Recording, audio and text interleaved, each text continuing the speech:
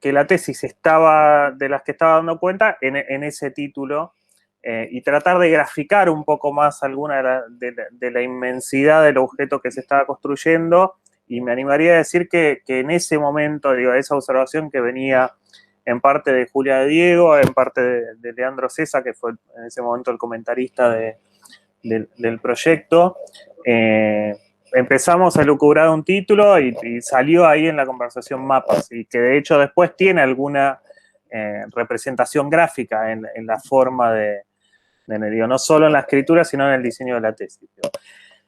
¿Qué implica eso? Bueno, de hecho, la otra cosa que podría decir del título es que el título del plan, que ya no estoy buscando, pero que en algún momento les puedo contar, decía, sí recuerdo, que terminaba con unas fechas que eran 1971-1983, que es la temporalidad del recorte de un objeto muy anclado en la mirada sobre ciertos productos editoriales.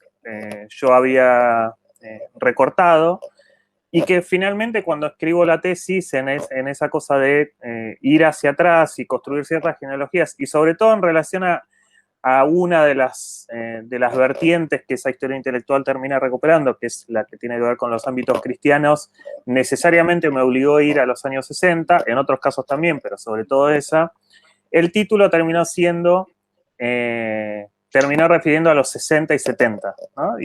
Y eso también es curioso porque dice los 60 y 70, pero la tesis efectivamente termina en el 83, y hay ahí como una convivencia de las dos temporalidades, que una tiene que ver con el recorte del objeto, sobre todo en términos de producciones editoriales, que sigue estando presente, y si uno va al primero de los anexos, que ya no es la dimensión de los mapas, sino la dimensión de la línea de tiempo, que reordena la tesis viendo cómo las distintas temporalidades están en los distintos capítulos, en un dibujo gráfico de una línea de tiempo que va del 71 al 83.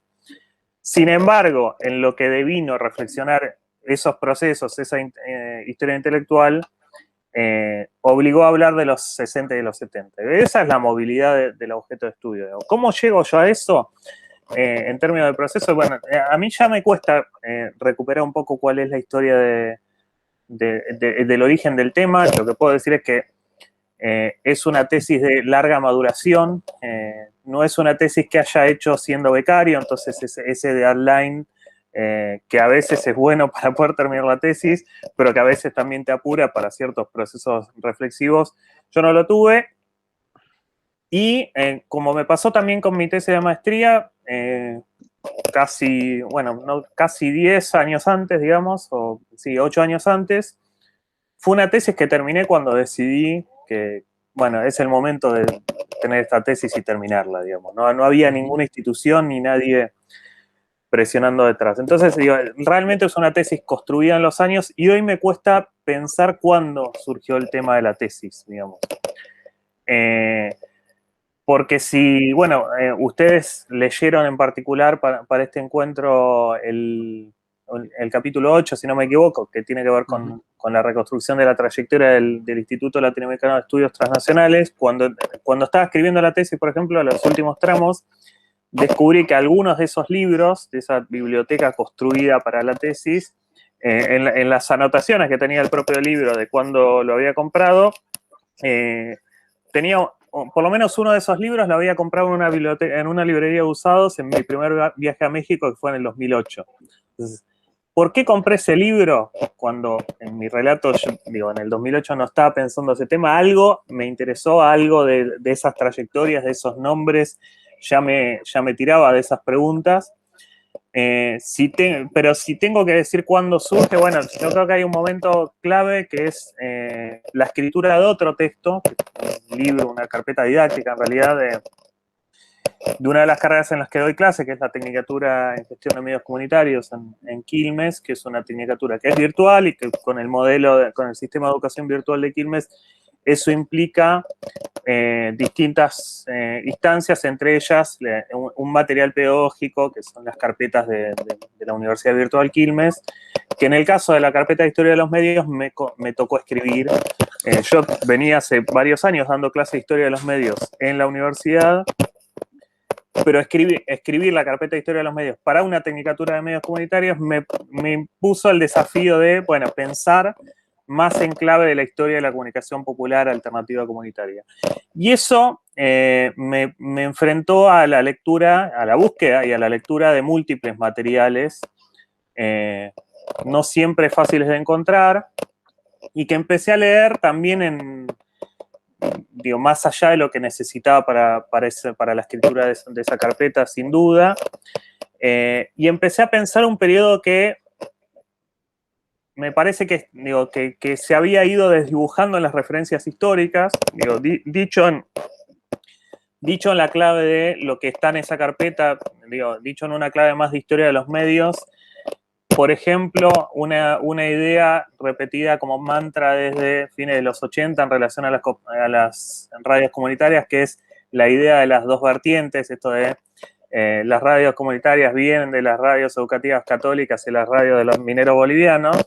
Como, bueno, esas dos vertientes se encuentran y nació la radio comunitaria, y en realidad hay muchas otras vertientes, y uno podría pensar los medios de comunicación propios construidos por los socialistas y anarquistas de fines del siglo XIX, y uno podría pensar las radios rebeldes, no solo de los movimientos insurgentes de los 70, sino también de los 50, y no solo de Cuba, sino la radio de los Uturuncos en Tucumán, y así, digo, ese desafío de empezar a buscar otras referencias también me hizo empezar a buscar todo lo que encontraba leído sobre el tema, y muy en la clave de algo que ya había hecho en la tesis anterior, que es absolutamente sobre otro tema, que es, además de leer el libro, y digo, mirar con mucha atención todos los paratextos y leer mucho la bibliografía, leer mucho la bibliografía viendo los años de publicación y y si una cita me interesaba, ir a buscar ese libro de las dos líneas que había encontrado citadas, y con eso me encontré que algo, y acá más las ideas de la tesis, que respecto a una idea que yo incluso en la carrera había escuchado mucho, que es la idea de la comunicación alternativa como algo que nace en los 80, la idea de la comunicación alternativa, o la idea de la comunicación popular, o la idea también de la comunicación alternativa como producto, como producto de la derrota de las políticas de comunicación. Para mí se quebraba en eso que iba encontrando. Encontraba proyectos intelectuales y demás que pensaban al mismo tiempo la construcción de medios populares, alternativos, y el debate de las políticas y el fomento de la recepción crítica, por ejemplo. Y sobre todo encontraba mucha de esa construcción antes de los 80.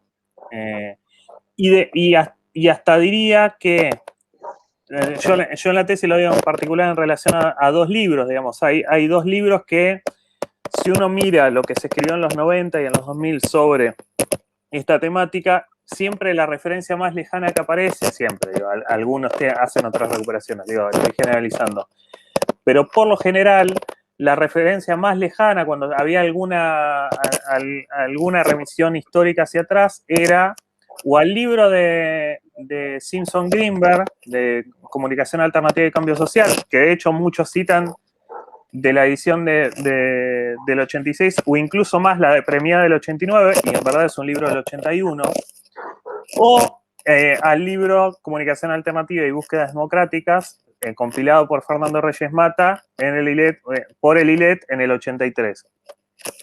Y esos dos libros, la compilación de Simpson-Greenberg y la de Fernando Reyes Mata, siempre aparecían casi como el punto de partida de las discusiones. Y un poco a lo que lleva el diálogo que propone la tesis es a decir, bueno, para mí lo que descubro es que no solo no son puntos de partida, sino que en algún punto son puntos de llegada, de discusiones, de construcciones, de producciones de conocimiento que vienen dándose en la militancia, en organismos internacionales, en la academia también, en ámbitos cristianos, desde los años 60, en particular en los 70, y agregaré una cosa más, con los mismos protagonistas que también pensaban las políticas nacionales, y que contra lo que en los 80 se vuelve hegemónico, que es la idea de la comunicación alternativa más allá del Estado, diría antagónica al Estado, como algo que es absolutamente ajeno a lo estatal,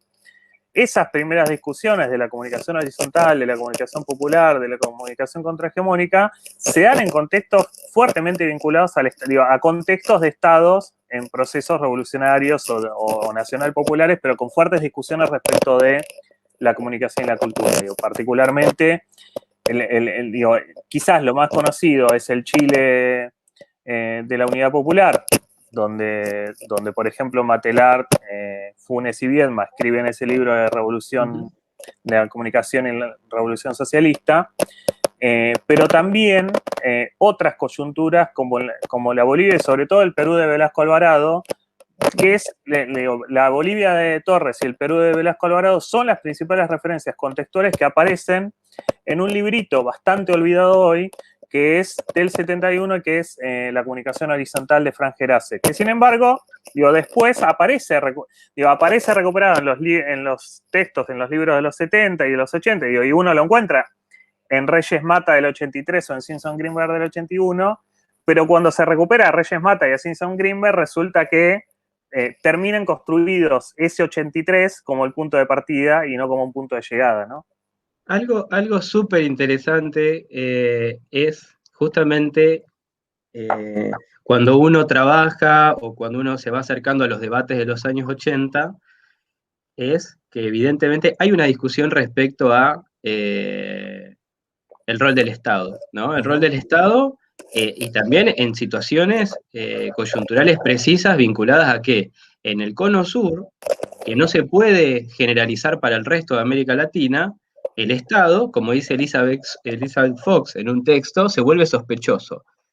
Y ahí aparecen ciertas ideas respecto a los textos de Graciano, algunos textos de Marita Mata también en Chasqui, y ahí me pareció muy interesante porque hay, no sé si a qué se debe, ¿no? Si es un efecto de campo de las propias narrativas que se construyen sobre el devenir del campo, que lo que aparece como un punto de partida, vos lo tomás como un punto de llegada, porque eso inevitablemente invita a reconstruir un mapa, es decir, o empezar a indagar esas zonas que han sido más opacadas o han sido desjerarquizadas, o digo, hay algo de eso, porque es un relato dominante, digo, en el 80 aparece muy vinculada la comunicación alternativa con esos debates.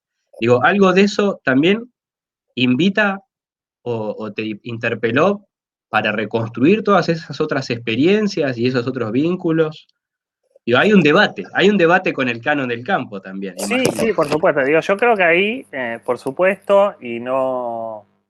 Es algo que yo me formé leyendo esos textos y de hecho fui muchos años docente de la cátedra de teorías y muchas de esas cosas las dije y las enseñé, digamos. Y entonces después cuando encontrás cosas que te resquebrajan, también es un objeto que se vuelve atractivo, ¿no? Y en eso tampoco siento que sea una cosa de una absoluta originalidad, ni para nada lo haya hecho solo. Me parece, mi tesis, cuando empiezo a pensar mi tesis, otra cuestión inspiradora para mí de la tesis fue leer la tesis de Mariano Zarowski. Algunos trabajos de Mariano y después la tesis, la idea de historia intelectual viene mucho de esa corriente, después más en diálogo y más en simultáneo, tu trabajo también. Después con otras diferencias, digamos, porque acá no hay el seguir el itinerario de un autor, y al contrario hay un objeto que alguna vez fue acusado de hiperamplísimo, y a mí es una de las cosas que me gusta de la tesis, digamos, la discusión y de otra discusión que me gusta que de la tesis, digamos, de la construcción, la posibilidad de construcción de objetos de estudio hiperamplios versus esa tendencia de la academia a lo hiperespecializado y a recortar y recortar y recortar, nacional, temporal y corpusmente. Y en eso me acuerdo, vuelvo a ese diálogo del taller de tesis 2 del doctorado con Leandro, que venía del campo de la historia, que por un lado decía, no es que me dijo esto está mal, me dijo esto está interesante y al mismo tiempo es un riesgo, pero lo que me dijo desde su campo de disciplina es, vos decís que esto es historia intelectual, pero la historia intelectual suele hacer otra cosa, como una cosa más chiquita, digamos. Y por eso digo que muchas de las cosas que aparecen en la introducción de recuperar otras tesis, otros trabajos y demás, tienen que ver con decir, bueno, otros también intentaron estas cosas más amplias. Y en ese sentido, me gusta la idea de poder ver un tiempo amplio, de poder desbordar fronteras nacionales, y en ese sentido, digo, trabajos como el tuyo, Emiliano, como el de Mariano, para mí fueron muy inspiradores y al mismo tiempo yo sentía que también tenía que buscar otras cosas porque estaba saliendo la trayectoria de un autor, digo, que sí te hace un tiempo amplio, pero por lo menos te ordenan decir, bueno, a ver, digo, sí, y acá de repente, digo, yo encontraba ahí sí una semejanza con la tesis de Oscar Jara Holiday, en términos de una reconstrucción amplia del campo de la educación popular, digo, a veces de hecho hago un juego con algunas citas de su tesis diciendo, bueno, si uno reemplaza ahí educación por comunicación, es lo mismo. Pero se me fue la pregunta original que era en relación a la discusión por el canon. Sí, por supuesto. Digo, y decía lo de Mariano, porque digo, para mí digo, había mucho de volver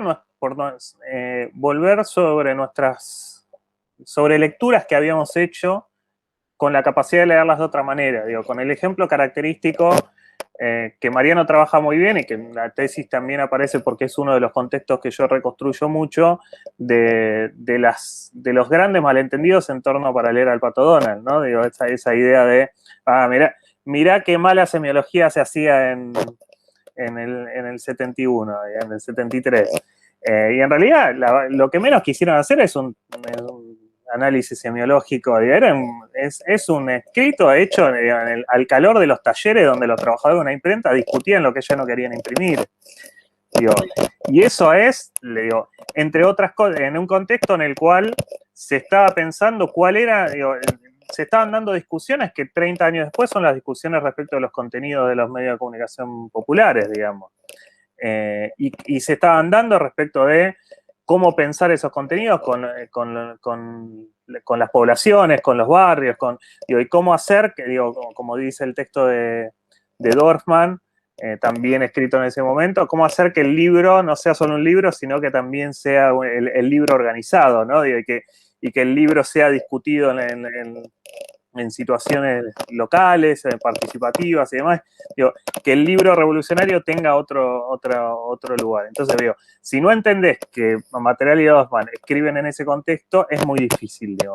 Y un poco las discusiones de la comunicación popular también son lo mismo. Digo, por supuesto, los textos de principios de los 80 tienen algo contra el Estado. Digo, cuando lees a uruguayos que están exiliados, a peruanos que están exiliados, a argentinos que están exiliados, a chilenos que están exiliados, sí, están pensando en una comunicación subterránea contra un poder opresor. Ahora, cuando estaban haciendo la revolución en Chile, en Perú, incluso disputando espacios estatales en Argentina, y no, pensaban que el Estado era el lugar desde el cual construir otra comunicación, digo. Y esos debates se entrelazan, digo, y para mí eso es fundamental poder recuperarlo.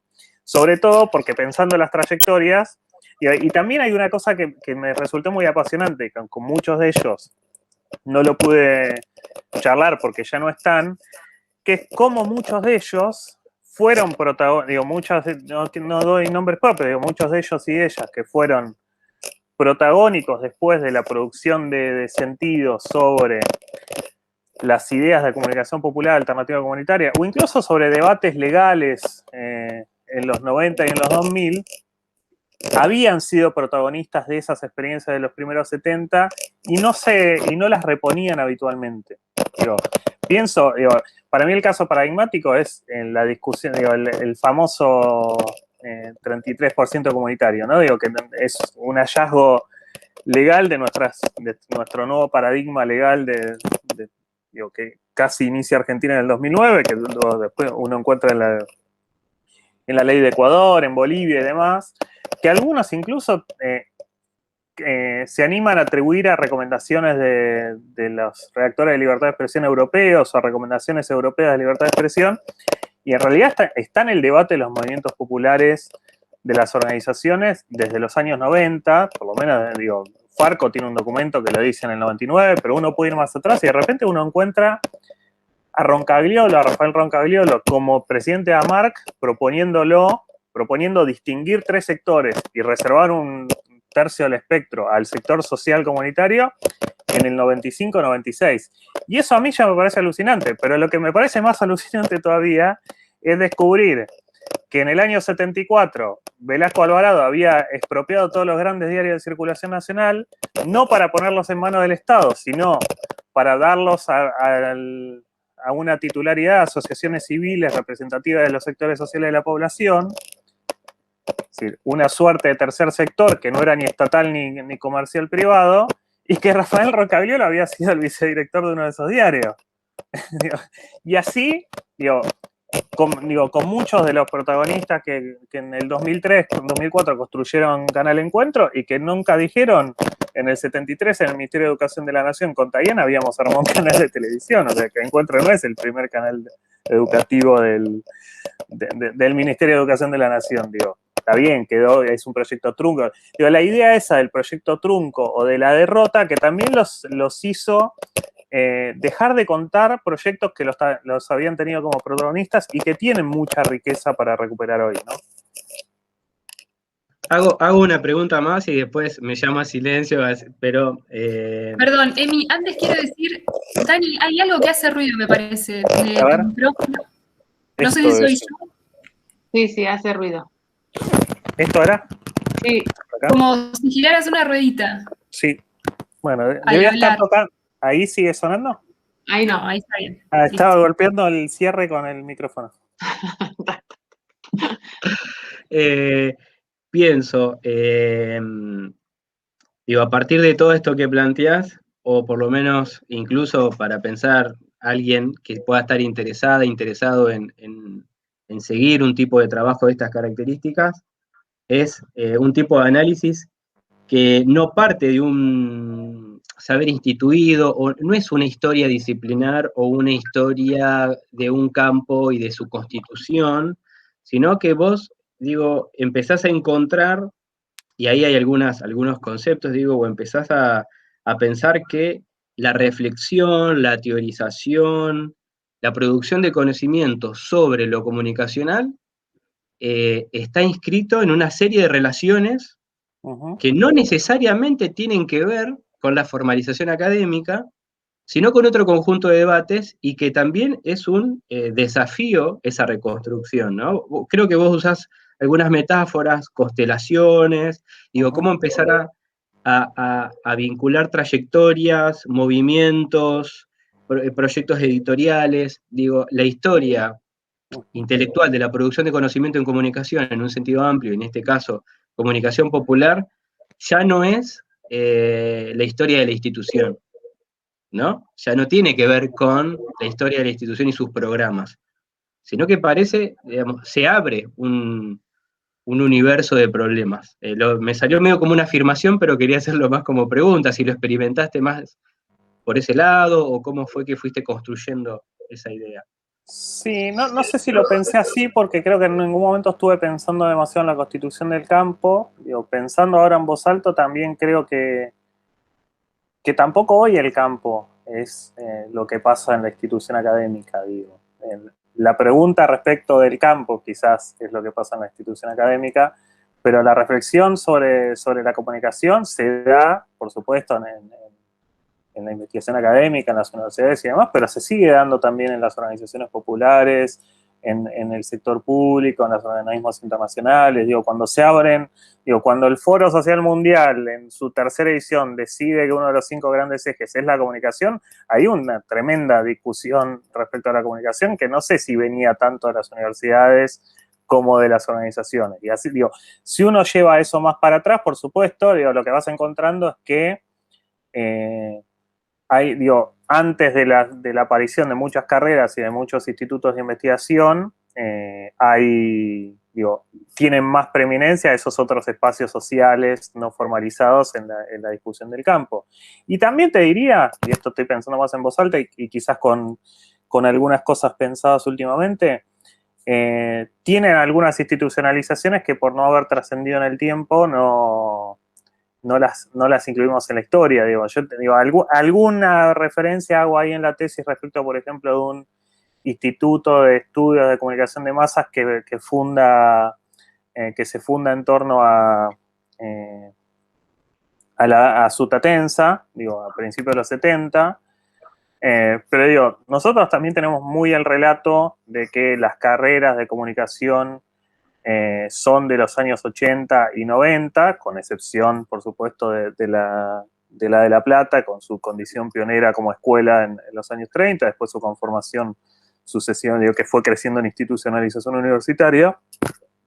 Pero la verdad es que en los primeros 70, digo, solo hablando de Argentina, hay 5 carreras de comunicación que desarrollan, digo, que yo un poco me meto ahí con lo que pasa en algunos, bueno, también en el caso, para mí el caso mendocino es súper significativo, digamos, la reformulación de una escuela de periodismo en una escuela superior de periodismo provincial, en una escuela de comunicación colectiva donde el discurso es recuperar las prácticas de comunicación intermedia, y que cuando te preguntas qué son las prácticas de la resistencia peronista, digo, que hicieron posible que con todos los medios en contra se hubiese podido producir de todos modos el proceso popular que lleva a mayo del 73. Digo, a principios de los 70 hay 5 universidades con carrera de comunicación, y en el 73-74 se fundan 3 institutos de comunicaciones sociales, se llaman en ese momento, digo. Se funda un instituto en la Universidad Nacional de Lomas de Zamora, que no resiste a la dictadura. Se funda un instituto en la Universidad de Rosario, que tampoco prospera, digo, y se funda también el Centro de Comunicaciones de Masas, digo, que era el paso previo a crear la carrera de comunicación de la Universidad de Buenos Aires, que nunca pudo ser, pero que llega también a producir. Yo algo recupero en la tesis de eso, donde están Smukler, Muraro, Margarita Graciano, digo, y es un centro institucionalizado de investigación en comunicación. Digo, ahí ya tenés 3 referencias que muchas veces quedan afuera cuando uno dice el campo de la comunicación tendió a institucionalizarse en Argentina en los años 80. Claro. Hay algo de lo que pasa en el exilio, en ese lugar, o sea, eso que trabajás en el capítulo 8, ¿no? Que lo situás como un lugar que medio plantea estas tensiones entre la institucionalización y como el anclaje con los procesos populares, ¿no? Porque me imaginaba por un lado que había como una potencia de juntar personas y referentes, digamos, de distintos espacios, ¿no? Y corrientes de pensamiento, y a su vez centrados en ese momento tan particular donde México trataba como de posicionarse frente a los problemas latinoamericanos, pero que vos planteás también que era como que estaba muy cerca del poder, ¿no? Del trabajo como estatal o de esa mirada política, estaban financiados por organismos internacionales, y había como una direccionalidad o una tensión ahí en la puesta en agenda de cuáles eran los temas prioritarios, pero también había como un proceso silenciado de como cierto, no sé, represión o cierto espacio ahí como violento en el gobierno mexicano. ¿Cómo ves esa cuestión de lo popular frente a esa institucionalización ahí? ¿O cómo lo viste? A ver, no sé si... A ver. No sé si me explico bien. Sí, digo, hay... Vos decís, ponele, bueno, le dieron una casa, ¿no? La casa estaba Sí, al lado sí, ya entiendo. A ver, digo, me parece interesante, digo, y me parece que tiene algo de singular del caso mexicano, que tiene que se ve, digo, yo no sé si llego a escribir esto en relación al caso pero es algo que en los primeros análisis que hacía veía mucho en el libro de Simpson Greenberg. Bueno, los 2 libros, el que compila Reyes Mata también, pero es más notorio en el Simpson Greenberg. Es interesantísimo cómo son libros alucinantes que te traen la experiencia de Perú, que te piensa un montón de la resistencia a la dictadura, qué sé yo. Y si no me equivoco, en el de Reyes Mata no hay ningún capítulo sobre México. Un libro pensado en México. Y en el de Simpson Greenberg lo hay sobre México, y desentonan por completo, porque casi no hablan del tema del libro, como que digo. Y eso tiene mucho que ver con lo que fue la experiencia del exilio mexicano. Hay que pensar también ahí los momentos del exilio mexicano. porque no es lo mismo el gobierno de Echeverría que el gobierno de López Portillo y demás, pero sí, indudablemente, digo, México, que fue probablemente el país que más acogió exiliados de los movimientos revolucionarios del Cono Sur, al mismo tiempo tuvo más subterráneamente procesos de represión interna, incluso con desaparecidos y demás, que no pudieron ser pensados, digo, desde experiencias que, bueno, vieron que México también además tiene esa cláusula con la Constitución de que los extranjeros no pueden hacer política, es muy... mira. No pueden intervenir en actos políticos, por supuesto es algo que está caduco, digamos, pero México particularmente fue un país que siempre fue muy receptivo de los exilios, no es algo de los 70, digo, si hay algo interesantísimo en la historia de México es la receptividad que tiene de los exiliados. Digo, habitualmente hablamos, digo, quienes hacemos estudios de la edición, del impacto que tuvo la Guerra Civil Española en el desarrollo de la industria editorial latinoamericana y en particular argentina y mexicana, digo. Y en Argentina citamos la experiencia del surgimiento de algunas editoriales, ¿no? Eso es un poco discutible porque muchas cosas existían antes, digo, había una industria antes, y esto lo trabaja muy bien José Luis de Diego y algunos otros. Pero en el caso de México eso es mucho más marcado, que es impresionante, porque además el gobierno mexicano hace... tiene un fomento de ayudar a los exiliados republicanos que es impresionante. Digo, funda la Casa de España en México, por ejemplo, digo, a distancias de Daniel Cosío Villegas en el 36, que había sido 2 años antes el fundador del Fondo de Cultura Económica, que, digo, con la idea de que fuera una editorial chiquitita que fomentara el conocimiento de la disciplina de la economía, y 4 años después está traduciendo la mejor sociología, la mejor filosofía, porque son todos los españoles instalados en la Casa de México en España, que convive con el Fondo de Cultura Económica y que se convierte en una usina de pensamiento alucinante. Digo, esas sucesivas tradiciones hacen de México una cuna de los exilios que, digo, por otro lado, ocluye esa capacidad de los exiliados para mirar los procesos de represión interna. Digo, yo al mismo tiempo lo que quería es,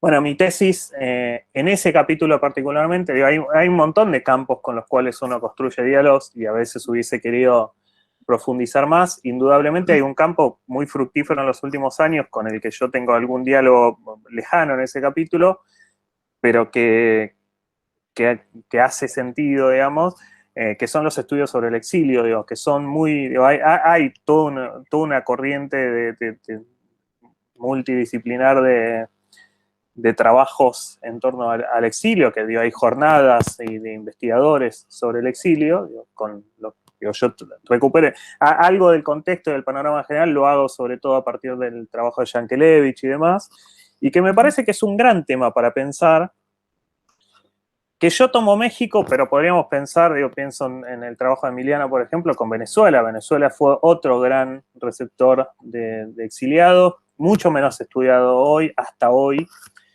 y que sí es interesante, lo que a mí me interesa decir de eso también es, digo, porque además vieron que la tesis, los títulos, los capítulos son muy minimalistas, ¿no? Digo, los primeros capítulos son Chile, Argentina, digo, si lo separás de la tesis no entendés el título, porque el título del capítulo es Chile, Argentina, Perú y Bolivia. Casi tiene que ver, volviendo a la pregunta inicial, con esa construcción. Digo, uno entiende qué es ese título cuando lo pone en el mapa. Y en la segunda parte de la tesis, el capítulo 8 es México, o sea, uno había tenido Chile, Perú, Argentina, y se encuentra con México, pero México no es México. Claro. México es el exilio mexicano, que no es lo mismo. Digo, y en eso sí creo que estaba muy presente en las lecturas canónicas del campo, digo, porque digo, cuando Toto Smukler hablaba de la reflexión desde la derrota, digo, y el encuentro en México, concretamente, de todos esos intelectuales que habían sido, digo, pensadores críticos de la comunicación en sus países y se encuentran en México, eso es muy, digo, crea un campo de pensamiento transnacional, si querés, digo, que en el caso de Lillet, digo, es un pensamiento transnacional sobre lo transnacional, digo, y ahí Yo, la verdad que cuando me dijeron qué capítulo leer, elegí el ILET, elegí el capítulo 8, en realidad no sé si es no necesariamente es el que más sirve para entender la tesis, digo, ya a esta altura no sabría pensarlo.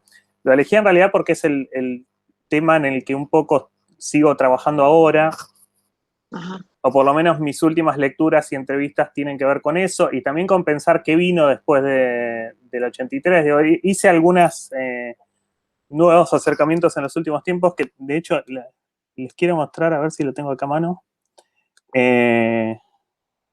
Sí. Vamos a ver. No tengo el plan de tesis, pero tengo esto. ¿Ahí se ve? A ver, ahí está abriendo. Ahí está.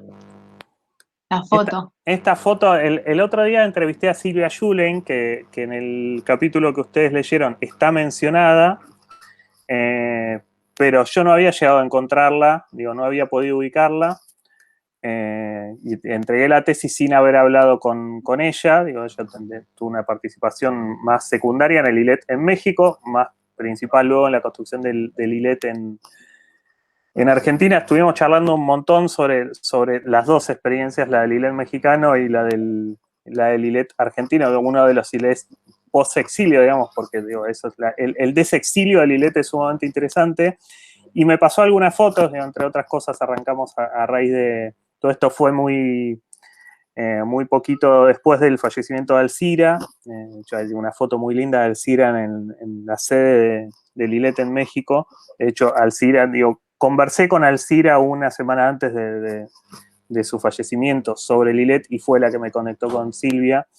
Y esta foto es el último festejo de fin de año del ILET. Digo, es la última vez que estuvieron juntos, el 17 de diciembre del 82. Acá, no sé si se ve mi cursor. Sí. Acá está Soledad Robina, que trabajaba con Silvia Schulen en todo lo que era la división de comunicación alternativa, Jorge Fontanals, Claudia Seltzer, Bárbara Munátegui, Jorge Richards, digamos, acá están los chilenos.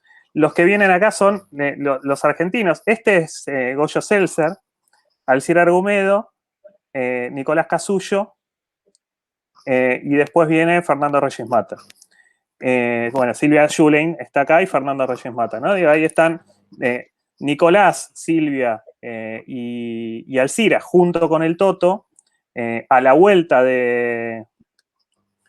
Digo, empiezan a volver en octubre del 83 para las elecciones y al igual que van a hacer los chilenos con el ILET Santiago, fundan un ILET una sede del ILET en Argentina, y el ILET un poco se va deshaciendo como experiencia del exilio a medida que se consolida. Digo, y después ellos cada uno tiene su propia trayectoria y esos ILET no prosperan tanto como lo que pasa después, pero digo, me parece que ahí esa reunión no vuelve a darse, digo, y cada uno vuelve a su país y bueno, digo, los uruguayos del ILET, que eran los economistas, crean un centro de estudios económicos transnacionales. Roncagliolo vuelve a Perú y funda el IPAL. Ellos, digo, se funda el ILET Buenos Aires, se funda el ILET de Chile. Ellos que vuelven a Argentina tienen un protagonismo muy importante en la fundación de la carrera de comunicación de la UBA y también la de la Universidad del Centro. Entonces digo, incluso cuando pensamos la institucionalización del campo de los 80, tenemos que pensar hacia atrás. Claro. Y nada, no me acuerdo bueno, esto, digo, pensar los exilios es clave también Uh-huh. Hay algo muy, u otras de las cuestiones que a mí también me interpelaban mucho, digo, recupero también la pregunta de Vale, que es interrogar lo instituido, digamos, para empezar a reconstruir las trayectorias que lo hicieron posible, digo, porque hay algo, digo, en los movimientos que se van generando producto del exilio, que por lo general son del sur, ¿no?, hacia los países de Centroamérica. Uno puede pensar el viaje, digamos, el proceso del viaje y el exilio como un mecanismo forzado, por supuesto, dependiendo de la coyuntura, que habilita los procesos de circulación de las ideas, y que si uno está atento a esa mesa, me parece una mesa muy transnacional además, pero si uno está atento, es como diría Desertó, en el principio está la pluralidad, ¿no? Es decir, el instituto se funda a partir de un conjunto de trayectorias que nos indican la multiplicidad de eso que lo constituye, que no es algo homogéneo, sino que está disputado, discutido, intensa, y ahí hay algo del mapa, de la idea de mapa que construís que me parece muy interesante como para pensar a futuro distintos trabajos. Este rastreo más por abajo, ¿no? No desde la institución hacia los sujetos, sino empezar a reconstruir estos movimientos y en qué confluye, y esta descentralización que vos marcás bien en el capítulo 8, ¿no? Cómo México no es México, sino qué hacían las y los exiliados en México, ¿no? Cómo se organizaban, cómo pensaban, cómo discutían. Digo, eso me pareció muy interesante para seguir indagando en esta línea que vos planteás respecto al exilio, esa dimensión productiva para pensar la circulación de las ideas. Sí. Vos hablás de genealogía, ¿no? En algún momento, en la introducción.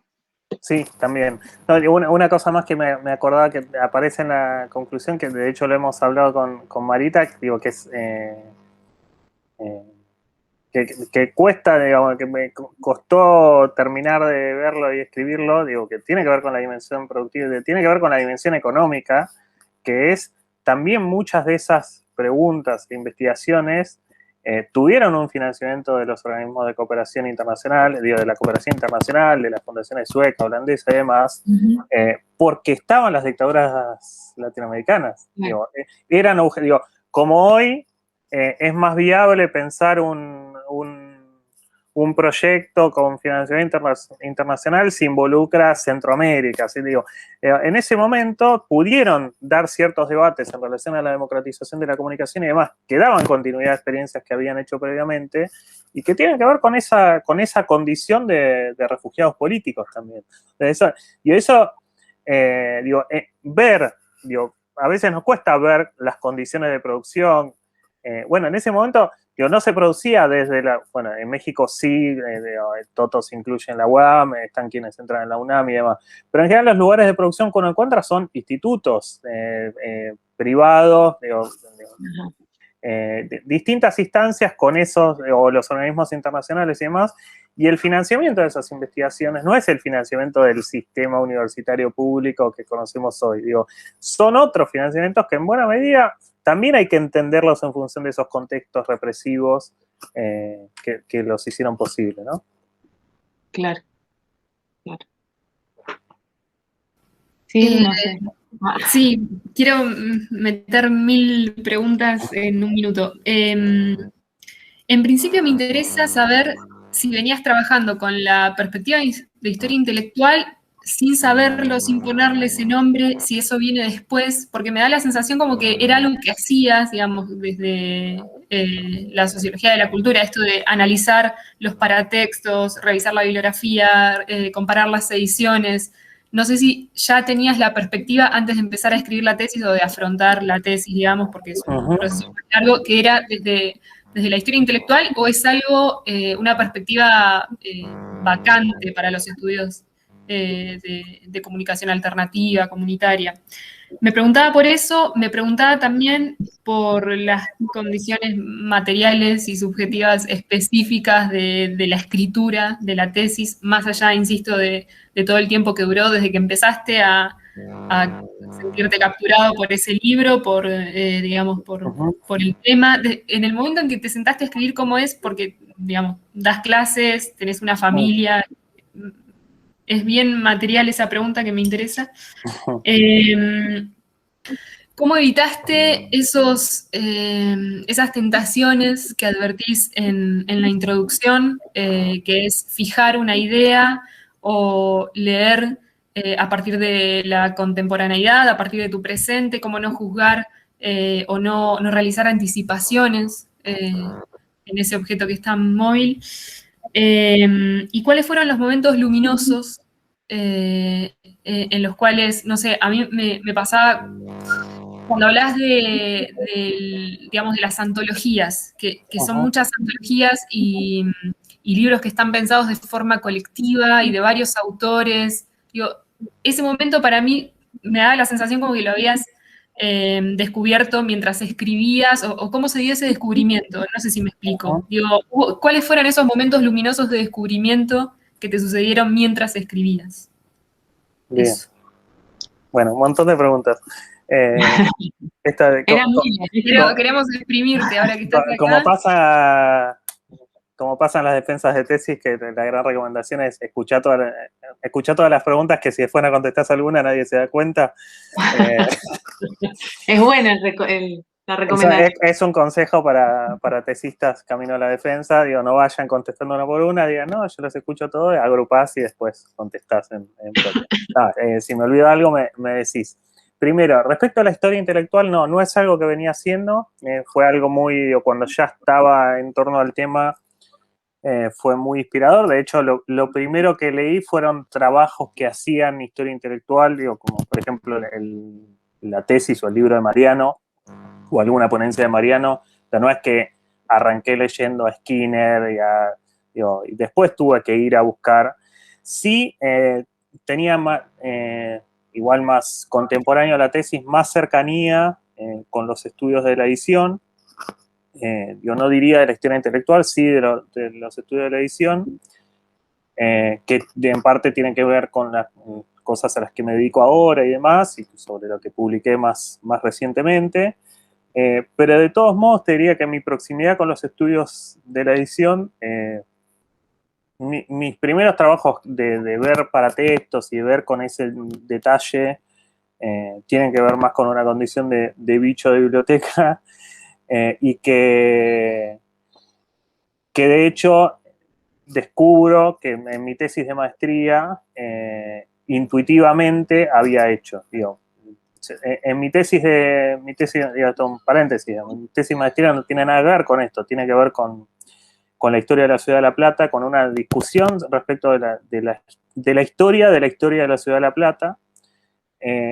Y el origen de ese trabajo es mi primer laburo vinculado a investigación, fue un laburo que, raro camino me llevó a ser becario de la SIC, con sede en el LEMIT, que es un laboratorio de materiales con ingenieros, trabajando con una arquitecta, temas que tenían que ver con la ciudad, y me puse a buscar lo que había escrito sobre la ciudad. Y en esto de mirar con detalle las bibliografías, fui descubriendo que los distintos textos de la historia de La Plata eran todos publicados en el 82 o en el 32, o en el 57. Dicho hoy, con un poco de sorna, nuestra ciudad tuvo la mala leche de que todos sus aniversarios redondos, porque la historia local ha tendido a ser considerado un género menor, por lo tanto tiende a escribirse la historia local en torno a las grandes fechas, los aniversarios, las celebraciones. La Plata tiene la mala leche de que todos sus grandes aniversarios cayeron: el cincuentenario en la década infame, el 75 aniversario en la Libertadora y el centenario en la dictadura. Entonces, imagínate lo que son los textos que puedes encontrar de la historia de La Plata. Eso, dicho así en chiste, fue mi tesis de maestría. Donde analicé un montón de libros y demás, y ahí, si hay algo en común entre una y otra tesis, y acá aprovecho la excusa y lo que me habían contado como principal interés del encuentro, que tiene que ver con pensar el proceso y las cuestiones metodológicas, si hay algo en común entre una y otra experiencia, es ese trabajo con el archivo, que es la construcción de un archivo. Y ahí hay otra discusión también con los recomendaciones habituales respecto de, yo lo decía antes, en relación a esas cosas de la tesis hiper especializada, de recortar qué año, recortar qué lugarcito y que no sean muchos. También muchas veces las tesis se recortan en función de los archivos. Bueno, ¿querés elaborar esa revista? ¿Dónde está? ¿En qué números hay disponibles? Y acá, trabajamos, y esto lo digo en plural, porque también el proceso que habrá hecho Mariana con su tesis o Emiliana, no es que, bueno, en tal lugar está la biblioteca de Néstor García Canclini, y entonces vas y te conseguís una estancia de 3 meses y te lees todos los libros y después, no, tenés que caminar en librerías de usados, pedir prestado, ir a buscar en una biblioteca de Cusco que parece que tiene el libro que una vez... Digo, y eso, digo, en este objeto, y vuelvo ahora sí a la tesis doctoral, tiene que ver, por un lado, con esas carencias, con esa pobreza informativa, decía en un texto hermoso Jorge González, en esa ponencia en Stirling en el 97 que se llama La voluntad de tejer, que le valió la enemistad de muchos por decir tan sinceramente las condiciones de producción de América Latina y del conocimiento en América Latina. Pero esa cosa de no tenemos buenos archivos, no tenemos una cultura de resguardo, ¿no? Y digo, a esa carencia, a esa pobreza informativa, se le suma el impacto de las dictaduras. Y ahí, digo, yo en la tesis, bueno, digo, si tuvieran la oportunidad de leer el capítulo de Perú, para mí ahí hay un libro que yo termino citando de todos modos, termino citando su existencia solo conociendo el índice de un libro que se llama La Revolución en los Medios Periodísticos, que editó el Sistema Nacional de Movilización Social, que jamás pude conseguir. Y no pude conseguir, no de vago, sino que no está en ningún lado. Y la biblioteca que lo tiene catalogado lo perdió y estuve en contacto con quienes dirigieron el Sistema Nacional de Movilización Social y no lo tienen. Y la respuesta de quienes participaron en esos espacios es: todos los que lo tuvieron lo quemaron por miedo. Entonces digo, eso también es parte de la historia que estamos construyendo. Ahora, ese libro no lo conseguí. ¿No existió?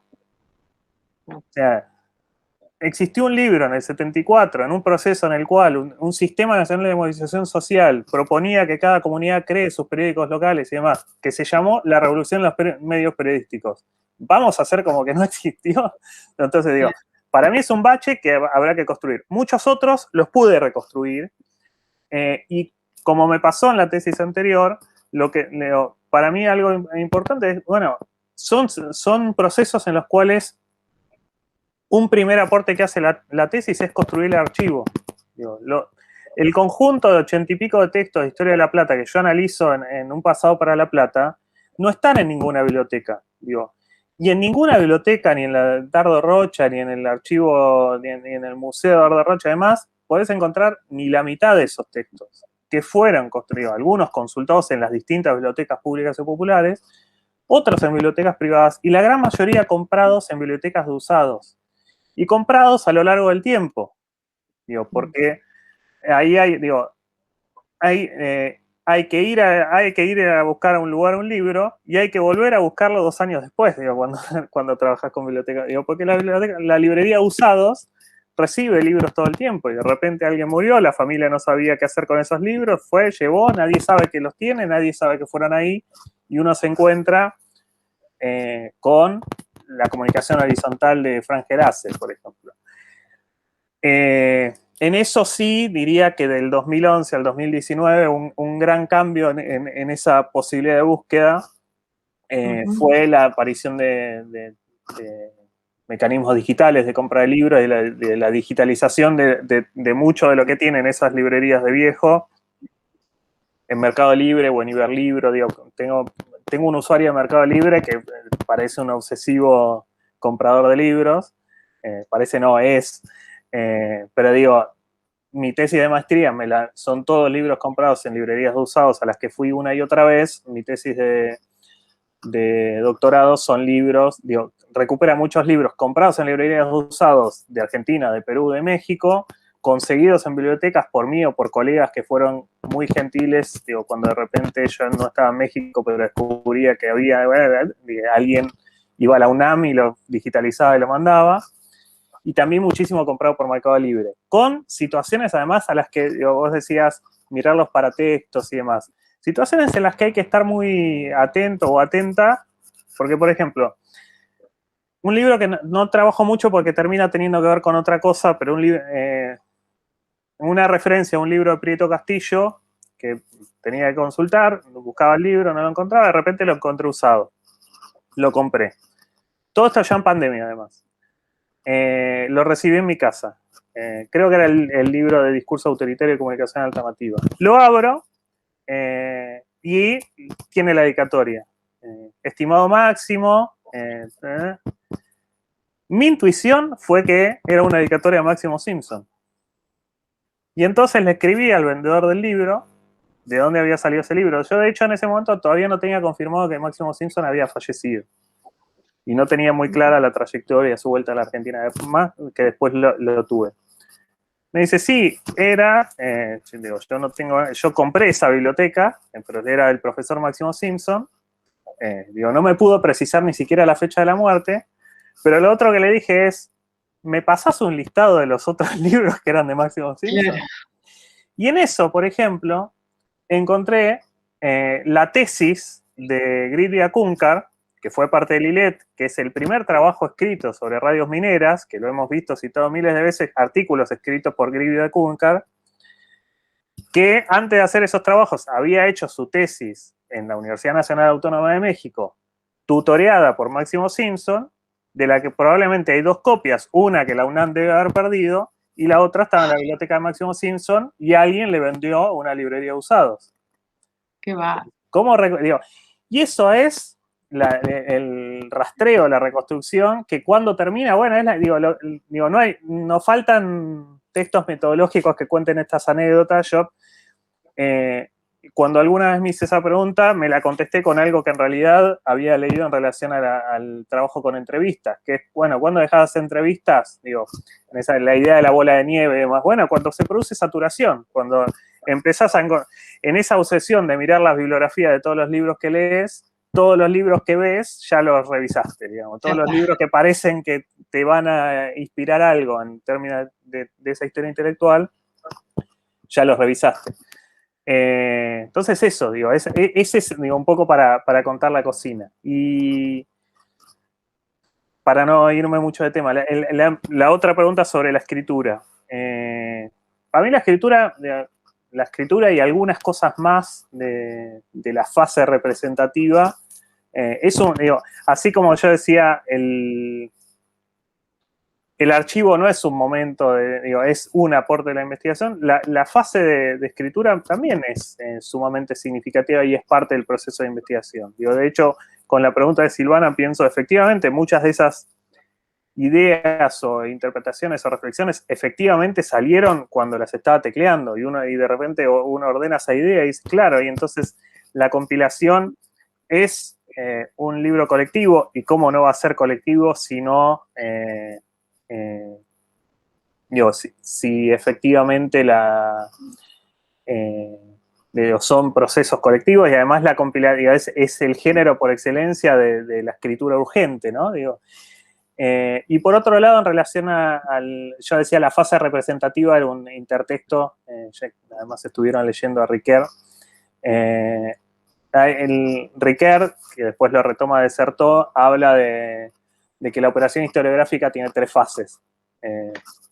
Y dice, está la fase documental, la fase explicativa comprensiva y la fase representativa, ¿no? Digo, el trabajo con fuentes, el momento de interpretación y de análisis, el momento crítico, y el momento de la puesta en discurso del trabajo realizado. Y para mí no era menor ese momento de la puesta en discurso, ese momento representativo. Y en ese sentido vuelvo al principio de la idea de mapas y otras ideas que aparecen gráficamente en la tesis, es decir, cuando uno agarra la tesis, la tesis no busca ser un texto lineal, uno lo puede leer más o menos linealmente, pero sí hay como también varias capas, una idea como intertextual, ustedes vieron esa columna secundaria que trae algunos textos ampliatorios, de 5 tipos de textos ampliatorios, flechitas, dibujitos, la carita, el contexto, que es un poco, hace también un vínculo con el trabajo que les decía al principio, inspiró, tuvo que ver con el origen de las primeras inquietudes sobre este tema, que fue escribir la carpeta didáctica de Historia de los Medios para la Tecnicatura de Gestión de Medios Comunitarios, que es un tipo de texto que también tiene como una columna principal y una secundaria donde te abre textos para, que eso es un modelo de esas carpetas, ¿no? En ese caso es un link o la ampliación de qué significa una palabra, o una película para ver, o una cita, o lo que fuera. Bueno, yo ahí descubrí, y eso creo que lo cuento en la introducción, tuve una primera versión de la tesis, de la primera escritura, era más lineal, y tenía como 500 notas al pie, y alguna vez Alfredo Alfonso, que fue uno de mis directores, en una de las lecturas que hizo me dijo, una de las cosas que más me gustaron fueron las notas al pie. Y algunas tendrías que jerarquizarlas. Y yo me quedé pensando en eso, y lo charlamos, y un poco fue una idea de él, esto de, bueno, digo, no todas las notas al pie son lo mismo. Digo, algunas estoy aclarando que la página trae ese error. La página que estoy citando tiene ese error. Y en otros casos estoy reseñando un libro que no es parte de mi corpus, pero que sin ese libro no se puede entender lo que estoy contando, y al mismo tiempo, con el tipo de archivo que trabajamos, nadie va a tener ese libro a mano, entonces si no te lo cuento, te lo estoy ocultando. O recuperando una trayectoria, o reponiendo datos de un contexto, o ampliando una cita que no da, digo, para el que está leyendo linealmente. Entonces, eso también fue un gran desafío, y me parece, digo, lo tiro acá como espacio para pensar salvajemente las tesis. El desafío de pensar las formas que asumen nuestras tesis. Digo, un texto que leí buscando sobre estos temas, al principio habrán visto que mi idea original, y ahí sí dije, no, esto sí es hiper amplísimo, yo hablaba del espacio iberoamericano, hispanoamericano, porque tenía la intención de elaborar con España también, con la producción editorial en España. Después ciertas decisiones me hicieron sacarlo. Parte de eso llegué a trabajar, y hay un libro, coincidía en la llegada del 83, en el 83 hay un libro de Emilio Prado, sobre radios libres, que en realidad viene de su tesis a principios de los 80. Emilio Prado hizo tanto su tesis de licenciatura en el 79 como su tesis doctoral un par de años después, en formato radial. O sea, el libro es el guión de esos 3 horas y media de la tesis. Del mismo modo que, no sé, hay una experiencia del 2014 de una tesis en Harvard, hecha en formato de cómic, que hace poco un antropólogo cordobés también presentó un trabajo de antropología y ahí también, digo, pensar cómo hay distintas formas en las cuales uno, digo, eso, digo, no pensar la escritura como una cosa más y menor del final del proceso, digamos. Por eso también traía a colación esta idea de las 3 fases de la operación historiográfica de Riquet, ¿no? Digo, la fase documental, la fase explicativa comprensiva y la fase representativa, que están vinculadas entre sí, porque cuando uno escribe está interpretando, porque cuando uno decide o no prestar atención a un documento está también interpretando, y hoy están imbricadas entre sí, pero además son una tan importante como la otra. Digo, y yo creo que en esta tesis, digo, también quise hacer eso. Digo, quise que esa fase de puesta en discurso fuera tan significativa como las preguntas y como el momento crítico, y que fuera también tan significativo como la construcción del archivo, que, como me había pasado 10 años antes, siento todavía hoy que es una de las principales cosas que puede llegar a aportar la tesis, digamos. Y hoy quizás otros pueden agarrar ahora esos libros y proponer otras interpretaciones que debatan incluso con las que yo hago en una historia intelectual de la comunicación popular. Mapas para. Sí, es una de las cosas más lindas en el diseño de la tesis. A mí me encantó. Ese trabajo en 2 columnas y esa entrada múltiple o derivada. Buenísimo. Cómo funciona como digamos, no se me hubiera ocurrido que tenía ese reenvío, ¿no? A la didáctica, pero sí, tal cual. Esas flechitas son casi como alguien que escribe al margen, ¿no? Y pone algún recordatorio, Genial. Fue un tema muy de debate nuestro, el tema de las citas y los pies de página, y cuándo era pie de página y cuándo había que subirlo, ¿no? Por eso nos reíamos los 3. Sí, pienso varias cosas. Una es una anécdota, esto parece televisión, ¿verdad? Pero acá tengo un libro que probablemente me lo vendió el mismo vendedor, Dani, que es la ¿Qué primera dice, estimado edición, Máximo?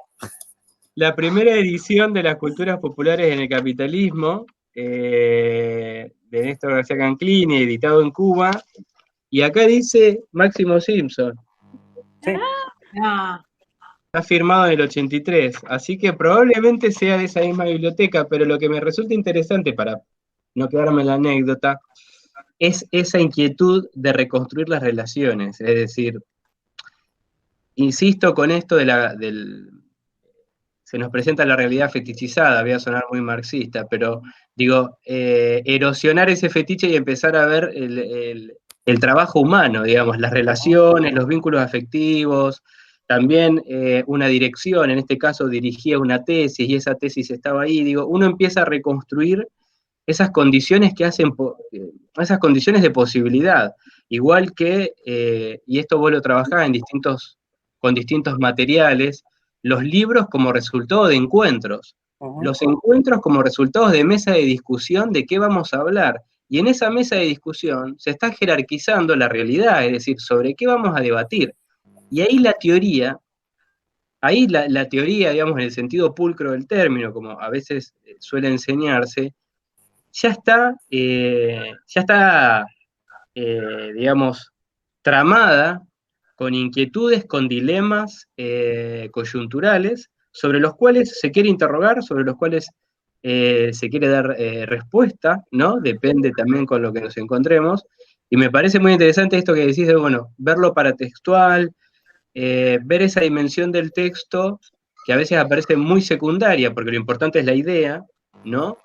Eh, y es una línea para explorar porque es otra manera de leer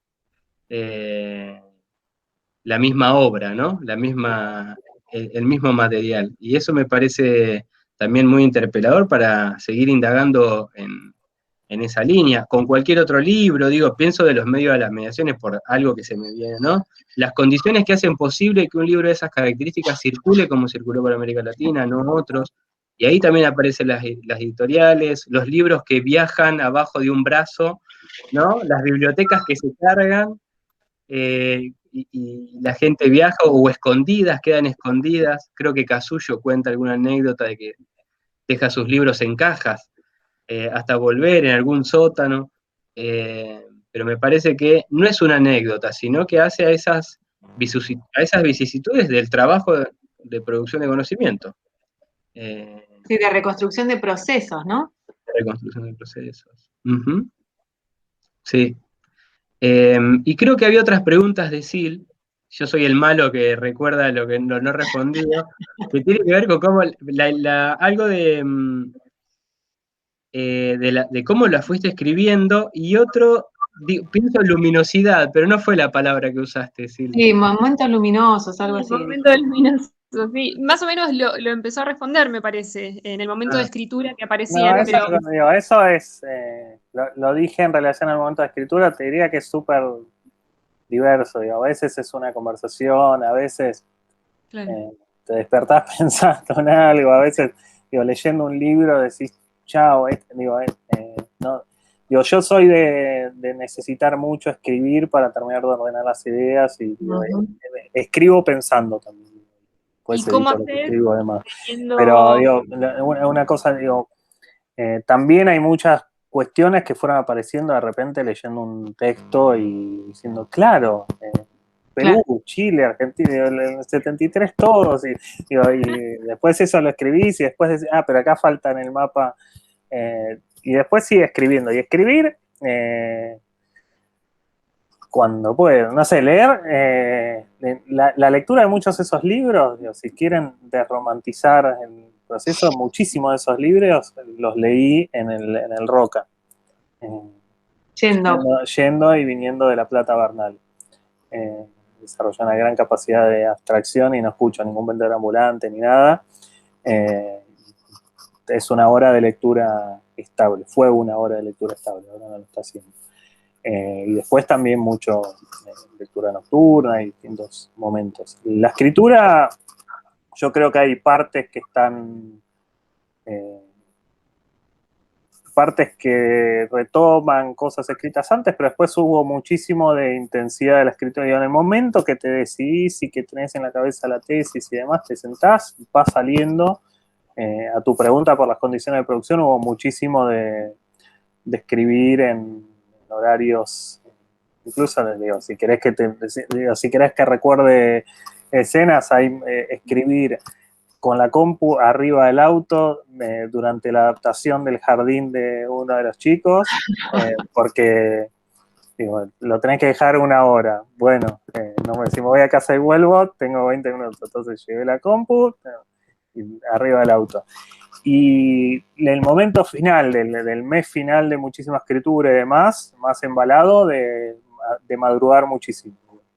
Hace 15 años era de quedarme escribiendo a la noche, abrir una cerveza fría y quedarme escribiendo. Ahora que tengo hijes, es levantarme a las 5 o 6 de la mañana. Ahora no podría, pero cuando estaba embalado con la tesis, algo me despertaba a las 5 o 6 de la mañana, me levantaba, me ponía a escribir, eran las 3 horas que tenía para escribir. Cuando uno se enamora del tema, el tiempo se hace, también pasa eso, ¿no? El trabajo ocupa el espacio de tiempo que uno tiene, digamos.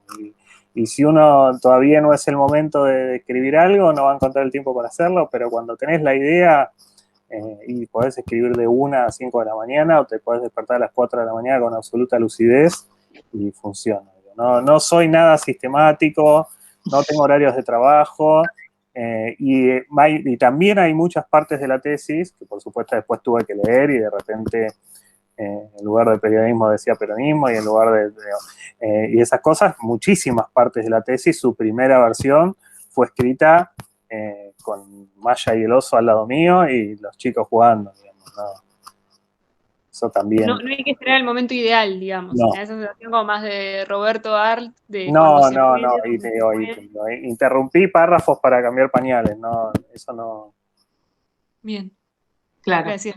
Bien. Bueno, sabemos que tenías otros compromisos también, así que queremos liberarte y agradecerte mucho este encuentro. Fue súper nutritivo escucharte y humanizar el proceso creativo. Fuiste muy generoso con nosotros, así que te agradecemos. Bueno, recomendamos por la invitación. Recomendamos ampliamente la tesis que se puede encontrar en el repositorio de la universidad, ¿no? Ya sí. Lo subimos ahí a los comentarios. Perfecto. El día mismo que se defendió está colgado. Perfecto. Gracias, Dani. Muchas gracias. No sé si hay algo más que nos quieras compartir, que no te hayamos preguntado, o alguna pregunta que decís, podría agregar algo. Nada, creo que sí, pero podríamos estar hablando 3 horas más, así que está buenísimo y nos quedamos pensando y tendremos también otros encuentros. Bueno, genial, buenísimo. Genial. Dale, lo agendamos. Muchas gracias. Muchas gracias, Dani. Bueno, un abrazo. Chao.